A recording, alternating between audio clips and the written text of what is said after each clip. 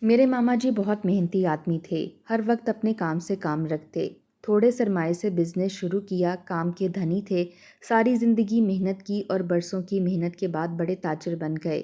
یوں دھن دولت ان کے گھر کی باندی بن گئی۔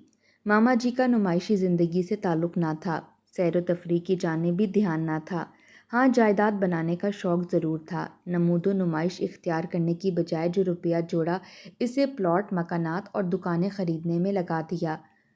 وہ دور دراز علاقوں میں سستے پلاٹ اور پرانی کوٹھیاں خرید لیتے تھے، جو چند برسوں بعد مہنگی ہو کر لاکھوں کا منافع دیتی تھیں۔ خدا جانے میرے ماموں کو اس شوق سے کیا تسکین ملتی تھی، حالانکہ اولاد میں ایک اکلوتا بیٹا تھا جس کا نام ارمان تھا۔ وہ نیک اتوار اور خوبصورت لڑکا تھا۔ بیٹیاں اللہ نے دی نہ تھیں کہ جہیز کی فکر ہوتی۔ جب ارمان جوان ہوا تو سب کی نظریں اس پر لگ گئیں۔ رشتہ داروں میں ہر ایک اپنی بیٹی کا رشتہ ارمان کو دینا چاہتا تھا۔ ماں باپ بھی اسی آرزو میں جی رہے تھے کہ بیٹے کے سر پر سہرا باندھیں۔ بچپن میں مومانی کا خیال تھا کہ اس کی شادی میری بہن سے کریں گی، لیکن جب دولت چھپڑ پھاڑ کر برسنے لگی تو ان کی نیت بدل گئی اور ان کو میری آپی سے رشتہ بے جوڑ لگنے لگا۔ انہوں نے باتوں باتوں میں میری والدہ کو باور کرا دیا کہ وہ بیٹے کا رشتہ اپنے ہم پلہ لوگوں میں کریں گی، لہٰذا آپ لوگ آس میں نہ رہیں۔ ارمان سیدھا سادہ بس اللہ لوگ تھا۔ اس لڑکے نے کبھی نہ سوچا کہ خود ہی کسی لڑکی کو پسند کر لوں۔ وہ تو کسی کی جانب آنکھ اٹھا کر دیکھنے سے بھی گھبراتا تھا۔ اس کی ماں نے بہو پسند کرنے کی مہم شروع کر دی۔ بالآخر ان کو ایک لڑکی پسند آ گئی جس کا نام ماجبین تھا۔ مومانی ہر ایک سے یہی کہتی تھیں کہ میں نے ارمان کے لیے جو لڑکی پسند کی ہے وہ چند آفتاب ہے۔ ماجبین اپنے نام کی طرح سچ مچ چاند کا ٹکڑا تھی، مگر یہ چاند بے داغ نہیں تھا۔ وہ پہلے ہی کسی کی صورت آنکھوں میں بسا چکی تھی اور اس کے دل پر محبت کا داغ ثبت ہو چکا تھا۔ اس کو اپنا رشتہ ارمان سے طے ہونے پر بہت قلق ہوا۔ اس طرح وہ اپنے محبوب سے بچھڑ جاتی۔ اس نے ساحر کے ساتھ تعلیم حاصل کی تھی، اگرچہ گریجویشن کے بعد کالج کو خیر بات کہہ دیا تھا، مگر اس کے بعد بھی آپس میں رابطہ قائم تھا اور وہ باقاعدگی سے ملتے رہتے تھے۔ ماجبین کے والدین آزاد خیال تھے۔ ان کو پرواہ نہ تھی کہ ان کی بیٹی سہیلی کے گھر کا کہہ کر کہاں جاتی ہے اور کتنی دیر میں واپس آتی ہے۔ بہرحال منگنی ہو گئی۔ ماموں مومانی بہت خوش تھے تو ارمان بھی بہت خوش تھا کہ لڑکی کی حسن نے سحر کا کام ادا کیا تھا۔ یہ کسے خبر تھی کہ وہ تو پہلے سے ہی عشق کی زنجیروں میں جکڑی ہوئی مجبور لڑکی ہے۔ وہ ایف اے تک میرے ساتھ پڑھ چکی تھی، میری اس کے ساتھ دوستی تھی، لہٰذا میں اس کو جانتی تھی، اور میں ہی کیا، کلاس کی سب لڑکیاں جانتی تھیں کہ وہ جب کوئی خیال دماغ میں بٹھا لیتی ہے تو پھر اس کو نکالنا محال ہوتا ہے۔ اسی لیے سب اس کو جنونی لڑکی کہا کرتے تھے۔ اور یہاں تو سوال دل کا تھا۔ میں سمجھ رہی تھی کہ وہ بھی ارمان سے شادی پر راضی نہ ہوگی کیونکہ وہ ساحر سے وعدے کر چکی ہے۔ اس کے والدین دولت مند تھے، ان کو اپنی دولت و حیثیت کا بخوبی علم تھا۔ انہوں نے بیٹی کو سمجھایا کہ ارمان کا رشتہ بہت اچھا ہے کیونکہ لڑکا نیک اتوار اور خوبصورت ہے اور سونے پر سہاگا والدین کی دولت کا اکلوتا وارث ہے، لہٰذا ہمارا کہا مان لو اور اس رشتے سے انکار مت کرو۔ ساحر ایک اوسط گھرانے سے تعلق رکھتا تھا جہاں زندگی سفید پوشی کے کفن میں لپٹی ہوئی تھی۔ ہزاروں خواہشات کا گلا گھونٹ کر جینا پڑتا تھا۔ دوست ہونے کے ناطے مہاجبین نے اپنی پریشانی مجھ سے بیان کی۔ وہ نہیں جانتی تھی کہ ارمان کا رشتہ بچپن میں میری آپا سے طے ہوا تھا۔ بہرحال وہ مجھ پر اعتماد کرتی تھی۔ تبھی کہا، شازیہ بتاؤ میں کیا کروں؟ میں اپنے والدین سے مقابلہ نہیں کر سکتی، تو کیا میں ساحر کے ساتھ بھاگ جاؤں؟ ایسا مت کرنا، میں نے اس کو سمجھایا۔ والدین کو دھوکہ دے کر گھر سے بھاگ جانے پر جانتی ہو ان کو کس قدر صدمہ ہوگا۔ انہوں نے تمہیں پالا پوسا، تمہارے لاڈ اٹھائے ہیں، کیا یہ صلہ دو گی تم ان کے پیار کا؟ جبکہ ساحر کے خاندان کے بارے میں تم جانتی بھی نہیں ہو، اس کا گھر دیکھا ہے اور نہ ہی اس کی فیملی سے ملی ہو۔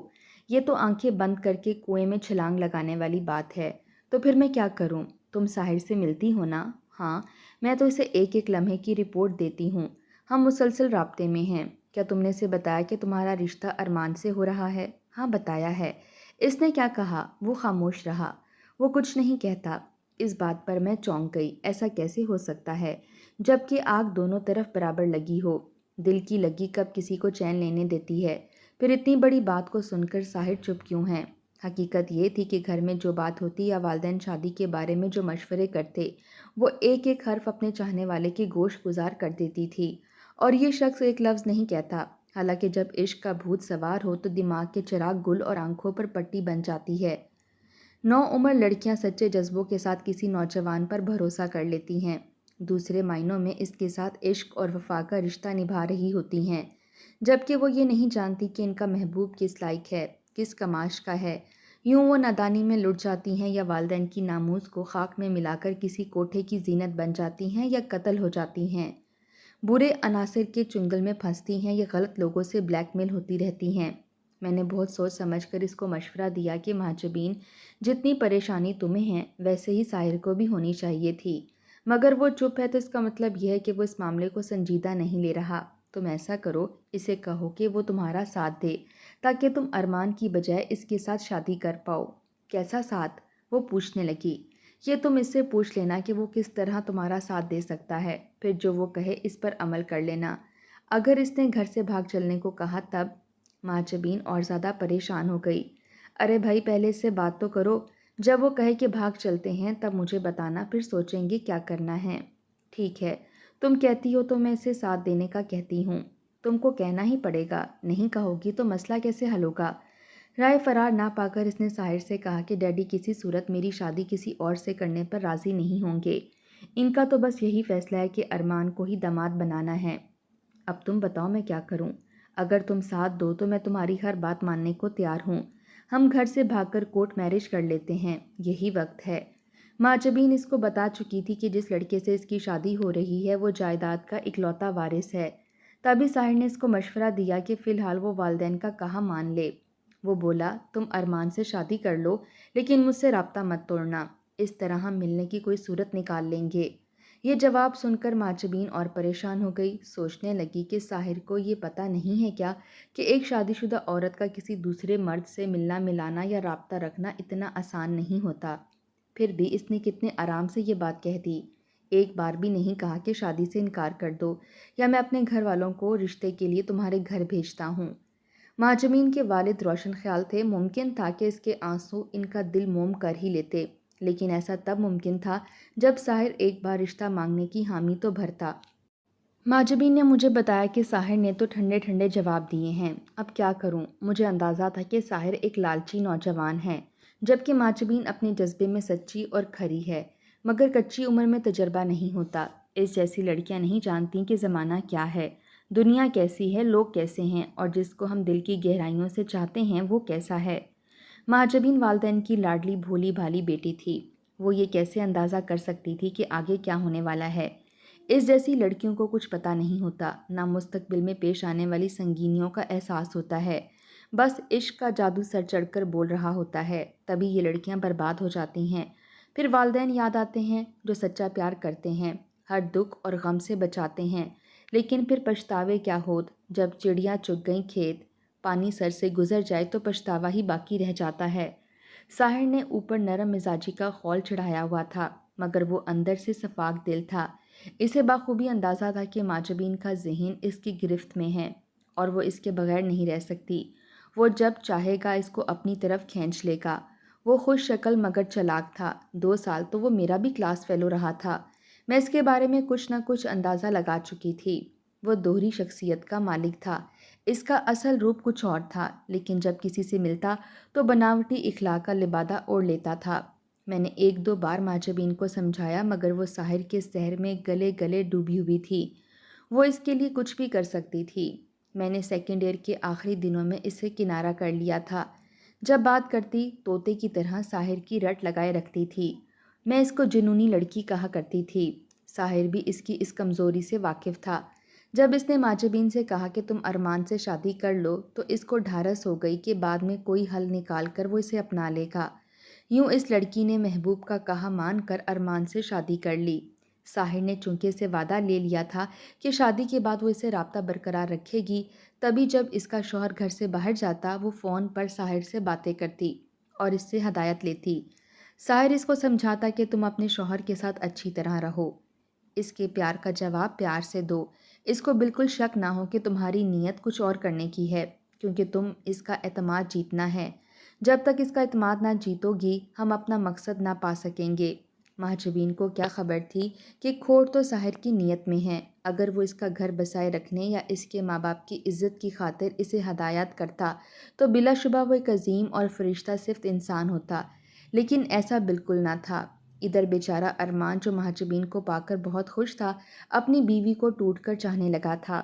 وہ اس کا بہت خیال رکھتا تھا۔ ماموں اور مومانی اس پر صدقے واری ہوتے۔ مدت بعد اس گھر میں خوشی آئی تھی۔ وہ سب کی چہیتی تھی۔ کچھ دنوں تک رشتہ داروں کی چہل پہل رہی اور مبارک سلامت کا سلسلہ چلتا رہا، دعوتیں ہوتی رہیں۔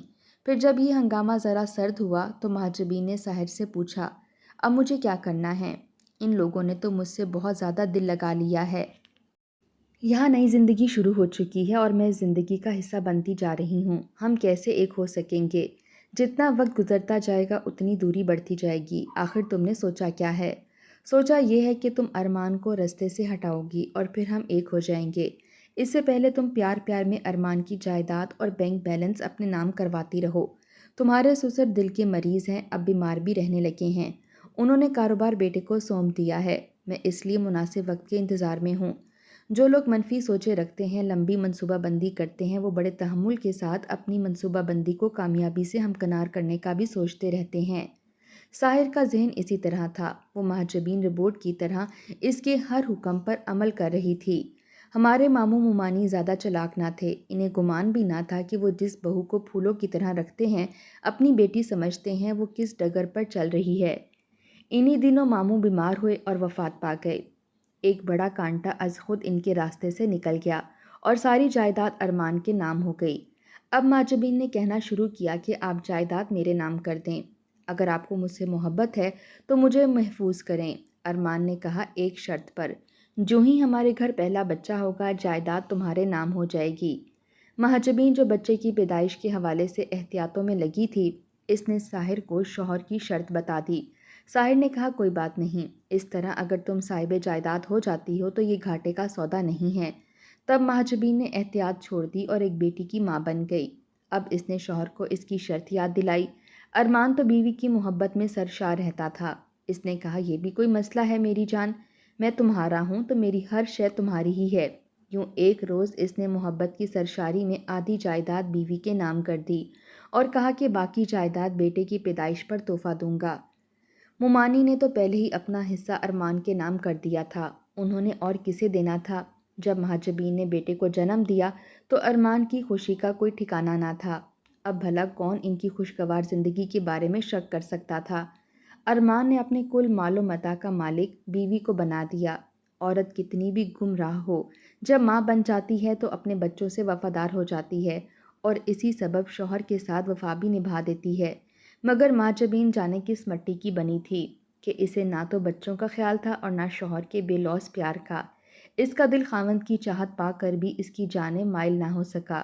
وہ اب بھی ساحر کے سحر میں گرفتار اس کے خیالوں میں گم رہتی تھی، جبکہ ایک شادی شدہ عورت کے لیے وہ بھی غیر محرم تھا۔ لیکن اس نادان کے دل پر تو جیسے مہر لگ چکی تھی کہ اسے اچھائی برائی گناہ و ثواب کسی بات کا لحاظ ہی نہ رہا۔ وہ اگر شادی کے بعد ساحر سے رشتہ توڑ کر رابطے ختم کر ڈالتی تو اپنا گھر آباد کر کے گھریلو خوشیوں سے دامن بھر لیتی اور اپنے بچوں کی محبت سے بھی لطف اندوز ہوتی۔ مگر اس بد نصیب عورت کے لیے خوش نصیبی، گھر کا سکون، شوہر کا پیار، تمام آسائش و آرام بے معنی ہو گئے تھے۔ واقعی وہ ایسی جنونی لوگوں میں سے تھی جن کو اخلاقی اقدار کا لحاظ نہیں رہتا۔ مومانی اب اکثر بیمار رہنے لگی تھیں۔ مہاجبین نے ارمان سے کہا کہ مجھ سے تمہاری ماں کی خدمت نہیں ہوتی، مجھے الگ گھر میں رہنا ہے۔ اپنے بچوں کو دیکھوں یا تمہاری ماں کی دیکھ بھال کروں؟ ارمان اپنی بوڑھی ماں سے علیحدہ نہیں ہونا چاہتا تھا۔ اس بات پر آئے دن جھگڑا فساد رہنے لگا۔ ماں تو پھر ماں ہوتی ہے۔ اس نے جب گھر میں اپنی وجہ سے بے سکونی دیکھی تو بیٹے کی پریشانی کا حل دل پر لے لیا۔ وہ بہو کی چک چک سن کر اتنی بیمار پڑی کہ انہیں اسپتال میں داخل کرانا پڑا۔ ساس کی غیر موجودگی میں بہو کو پوری آزادی مل گئی۔ اب منصوبے پر عمل درآمد ہونے کا وقت آ گیا تھا۔ نوکر سے کہا کہ میں اماں کو دیکھنے اسپتال جا رہی ہوں، تم بھی ساتھ چلو۔ اس نے دونوں بچوں اور آیا کو بھی ساتھ لے لیا۔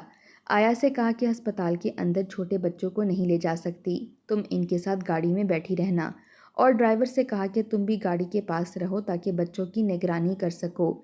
پھر وہ نوکر کے ہمراہ ساس کو دیکھنے ان کے روم میں چلی گئی۔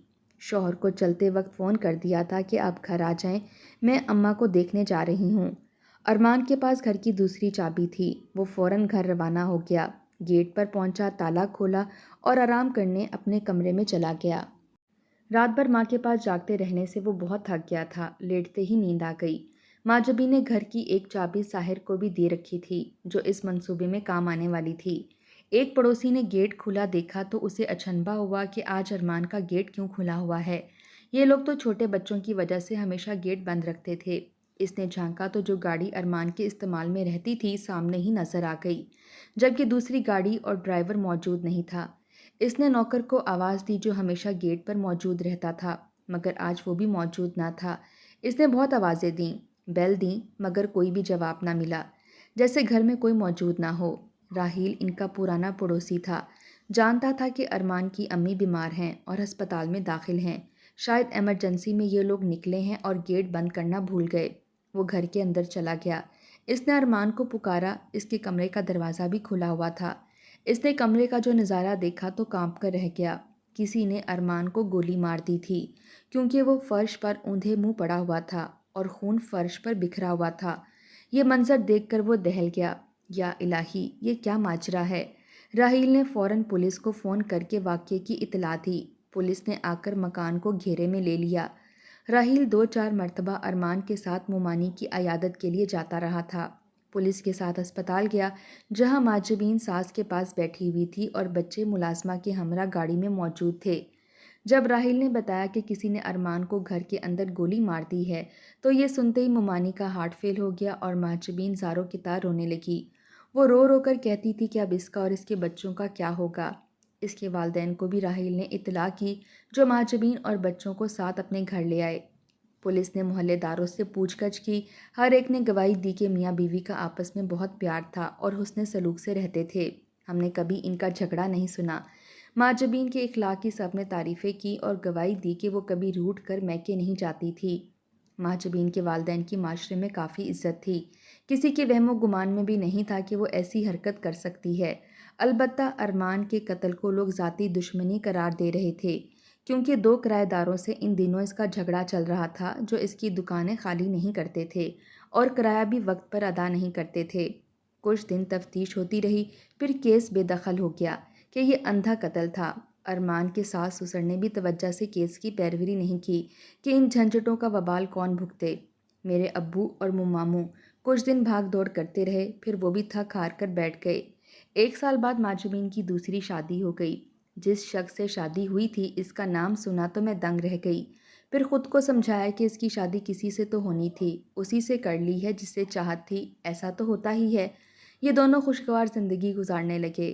ماجبین کو سابقہ شوہر کی جدائی کا ملال تھا یا ساحر سے شادی کر کے خوشی ہوئی، یہ تو وہ جانے یا خدا، کیونکہ ضمیر تو انسان کے اندر ہوتا ہے اور قدرت غلط کاموں کی سزا بھی ضرور دیتی ہے۔ قاتل زمانے کی نظروں سے چھپ جائے تو بھی قدرت کے ہاتھوں سے نہیں بچ سکتا۔ ماجبین پر جلدی ساحر کی حقیقت کھل گئی۔ رفتہ رفتہ اس نے ساری دولت و جائیداد ہتھیا لی۔ نوبت یہاں تک پہنچی کہ ایک گھر اور 2 دکانوں کے سوا ماجبین کے پاس کچھ نہ بچا۔ اس عورت نے ساحر پر اندھا اعتماد کیا تھا، کیونکہ محبت ہوتی ہی اندھی ہے۔ جب سب کچھ لٹ چکا تب عقل سے پیدل ماجبین کو ہوش آئی۔ اب ساحر کا رویہ اس کے ساتھ اہانت امیز ہو چکا تھا۔ ساحر کہتا کہ اپنے دونوں بچوں کو ماں کو دے آؤ، لیکن وہ اپنے معصوم بچوں کی جدائی برداشت نہیں کر سکتی تھی۔ ایک دن ساحر نے ماجبین کو یہ کہہ کر طلاق دے دی کہ تم تو ایک جنونی عورت ہو، تمہارا کوئی بھروسہ نہیں، کیا خبر کل تم میرے ساتھ کیا کرو۔